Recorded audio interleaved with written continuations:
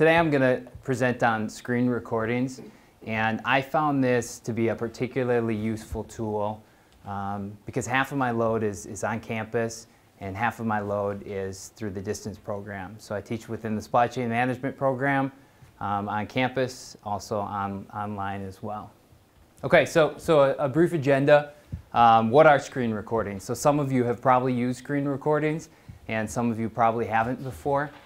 But there are several different uses of screen recordings, and I'll talk about what's needed in order to do a screen recording in terms of technology, which is the best part because there isn't much.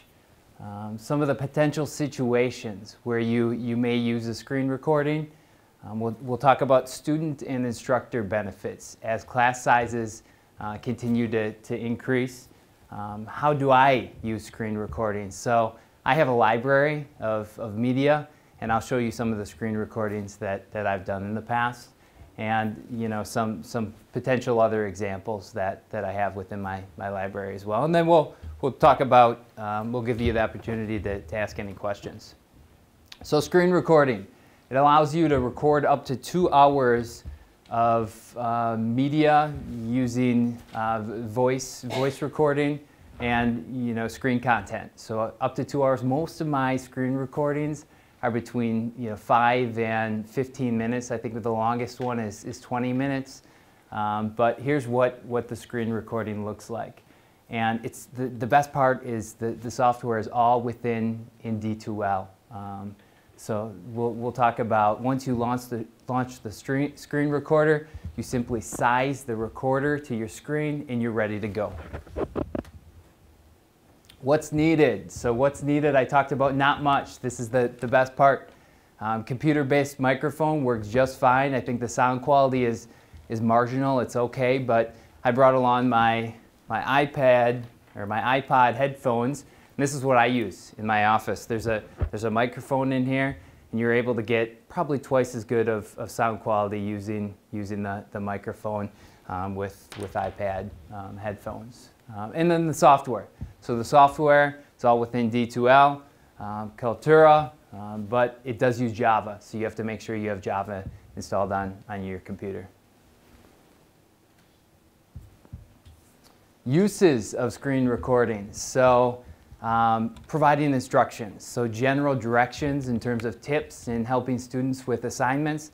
I use a lot of Microsoft Excel assignments, and I find that across the business program, there are varying levels of skills. There's a broad spectrum. So some students have really never used Microsoft Excel before, and then other students are advanced, and maybe they've had a part-time job or an internship where they use Microsoft Excel extensively.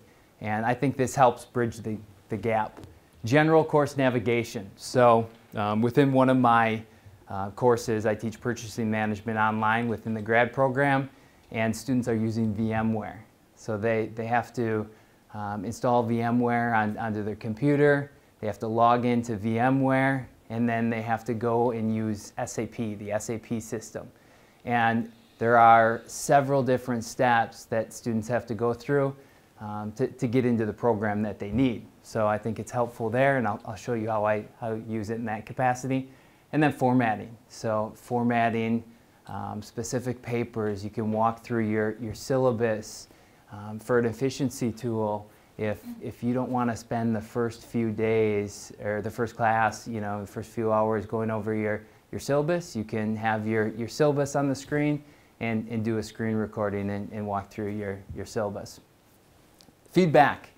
This is one of the uses. Probably I use screen recordings 80% of the time on giving feedback. What I do is I walk through assignments after the due date, and I can provide individual feedback to specific students, and I can direct them to time spots on the screen recording. Maybe they made an error within a certain section of the assignment, and I go over that specific part of the assignment at 2 minutes and 52 seconds. And I direct them to that part of the screen recording, and it provides me efficiency in terms of grading. So with my purchasing management class, I had 38 total students. So I found this a valuable efficiency grading technique. And then technical information, which I talked about, the SAP system, and then Microsoft Excel. So providing specific math calculations and formulas. Benefits to the students. Certainly there's a higher level of detail in terms of feedback and explanations I'm able to provide, and then a self-service tool. Right? So students can go out at any particular time. They can watch the screen recordings multiple times, and then it provides me a level of personal interaction with the students in an asynchronous environment. You know, just a personal story. I'm doing my doctorate as well at UW-Whitewater right now, and some of the weekends I'm physically unavailable. So you know, the nice part about teaching online classes is you don't have to be anywhere at a particular time, but I find that students tend to work evenings and they tend to work weekends, and I'm not always available evenings and weekends. So the self-service tool provides them the option of working at their own pace and having the resources available. Instructor benefits. We talked about efficiency and time management. I can share these screen recordings with other instructors, and I have. So Wendy Brooke is the other supply chain professor here at UW-Platteville, and we've been sharing screen recordings across different classes depending on the course content. And then I've built a media repository, so you never know when you're going to need a particular screen recording to illustrate a concept in another course or a future course development. Okay, so before we go through some questions, I'm going to pop up some of the screen recordings that I've done and show you some illustrations. So what I did is I went out to my main D2L page. I'm selecting any one of the courses that I'm currently teaching. This is my winter course right now. And if you go to My Media, and you can go to My Media Home,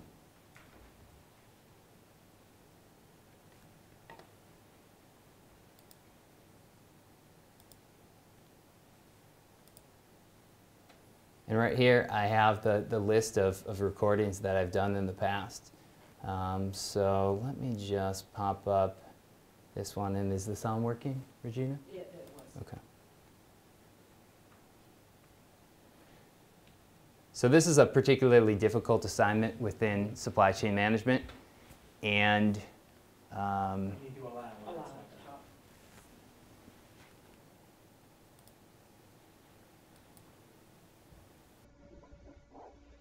Hi everyone, I want to go through a sample MRP problem. There were a couple questions, and I want to make sure everybody understands the sequence of how to solve some of these questions, because it's one of the most difficult problems of the unit as well as of the entire course. Okay, so once you understand the sequence, it's easy to solve the problem. So your assignment is problem 8 and problem 10 on pages 203 and 205. And what I'm going to do is walk through problem number 7 on page 203. so I'm walking through a different problem than the one that they're assigned. You always start with a sequence, a mathematical sequence in terms of calculating the projected balance and the planned order releases. So with any of these problems, what you're doing is you're responsible for the projected balance and projected order releases. So I'm just going to highlight those in yellow. Okay, so for period 1, you always start with the projected balance of the previous period. So that's just an example. I walked through the entire problem. I'll show you a different use.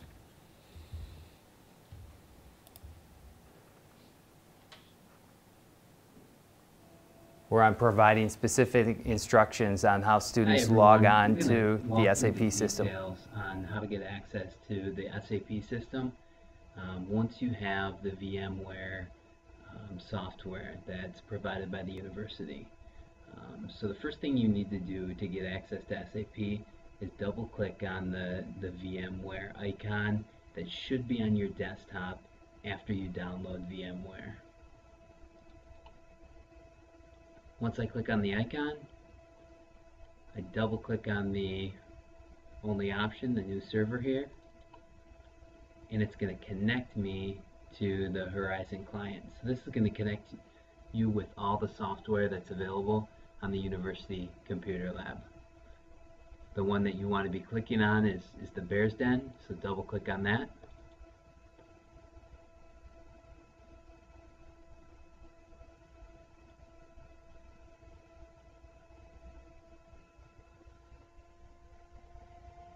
And then it's going to take a few seconds to connect you to the Computer Lab software, so just be patient.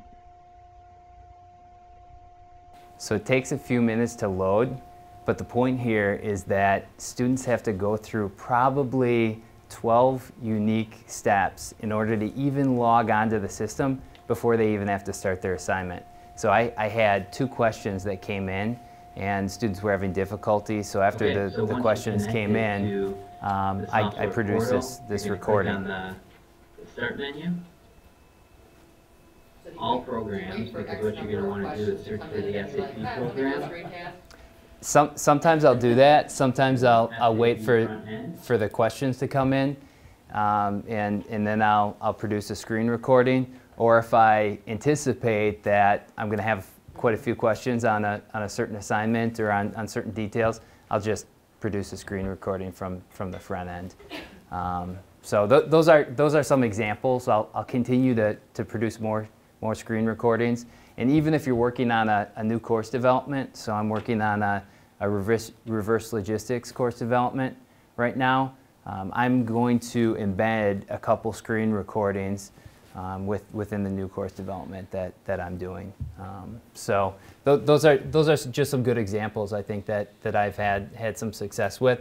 If you're looking to do a screen recording, it's really easy. All you have to do is add new within this section, screen recording, and this may not have Java installed. You can just skip that.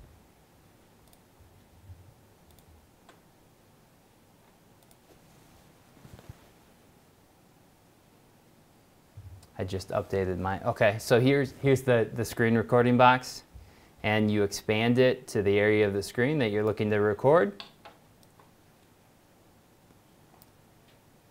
And once you're ready to start the screen recording, you can click record. It gives you a countdown. So now I'm recording, and I don't know if it's picking up my voice because I don't know if there's a microphone on this computer. But once you're done with the recording, you click done. You can title.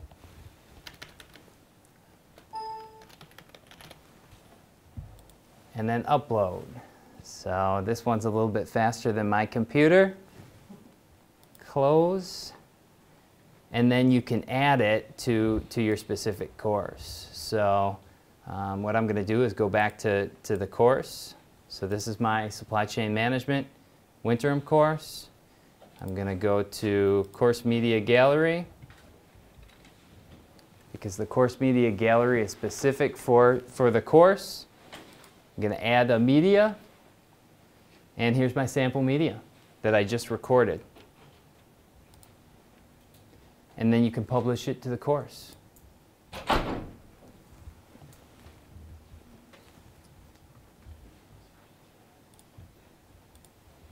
So now, if you go back to your course, students can go into the Course Media Gallery, and they'll be able to see the sample recording within your course. I just published a recording into my course. So it's as easy as that. I missed where you clicked on record. Is it down below what we did down below what on the we can screen? see, yeah. Okay. Yep. So when you, let's see if I can go back to that. So I'm going to click Add New. I'm going to do a screen recording, launch screen recorder, And then record is that red button. You know. You can't see it. Oh, Make your okay. screen Sorry. a little smaller.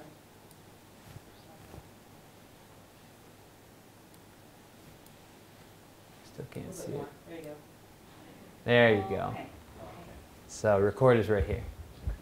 And then there's a stop button in place of that record button. Jason, I have a question. Sure. So if you want to show something other than that screen, do you just pull it up and then make sure it fits within that box? Yeah, exactly. Yeah.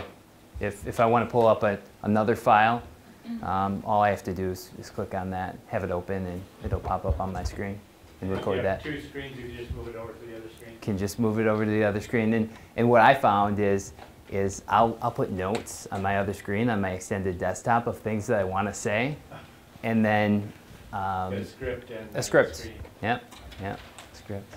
So. Anything else? Any other questions? Okay, thank you guys.